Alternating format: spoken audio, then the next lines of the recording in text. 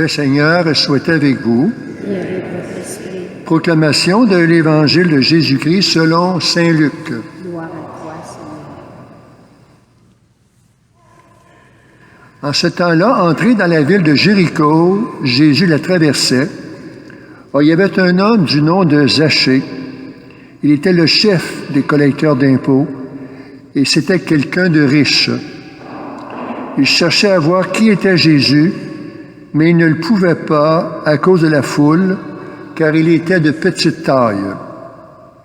Il courut donc en avant et grimpa sur un sycomore pour voir Jésus qui allait passer par là. Arrivé à cet endroit, Jésus leva les yeux et lui dit, « Zachée, descends vite.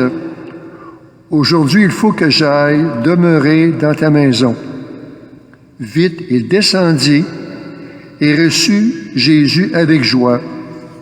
Voyant cela, tous récriminaient. Il est allé loger chez un homme qui est un pécheur. Zachée debout s'adressa au Seigneur. « Voici, Seigneur, je fais don aux pauvres de la moitié de mes biens. Et si j'ai fait du tort à quelqu'un, je vais lui rendre 4 fois plus. » Alors Jésus dit à son sujet, « Aujourd'hui le salut est arrivé pour cette maison, car lui aussi est un fils d'Abraham. En effet, le Fils de l'homme est venu chercher et sauver ceux qui étaient perdus. » Acclamons la parole de Dieu. Louange à toi, Seigneur Jésus.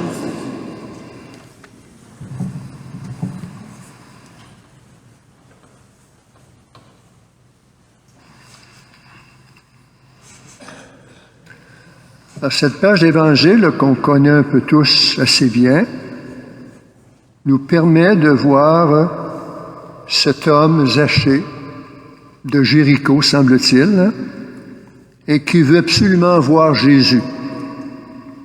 Alors, comme il est de petite taille, il prend les moyens pour se poster à un endroit qu'il puisse le voir davantage. Alors, cet homme est curieux de voir Jésus qui va passer par là. Il va se percher dans un arbre, autrement, il ne pourrait rien voir.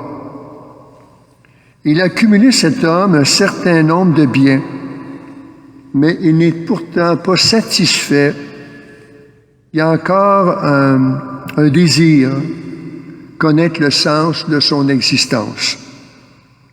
Voyant toute la foule qui se fait proche de Jésus, elle aimait l'entendre, mais ne s'est pas vraiment rendu compte qu'elle excluait quelqu'un.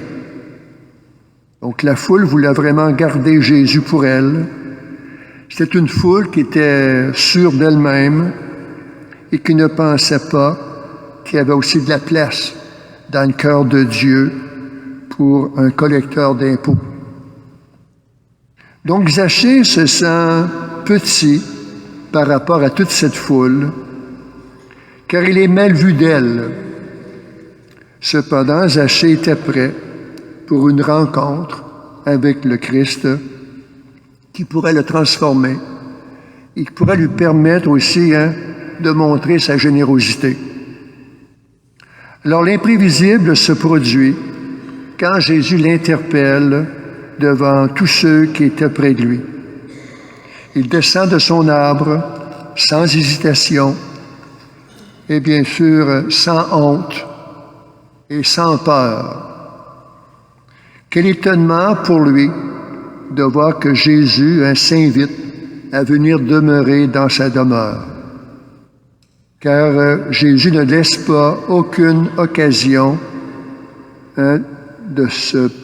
qui se présente pour entrer dans la vie de quelqu'un. Et c'est ainsi qu'il manifeste donc, cet homme, une ouverture pour le Seigneur qui veut venir vers lui. C'est à ce moment-là que la conversion commence pour lui, pour Zachée. Donc Jésus est vraiment porteur de salut et de libération.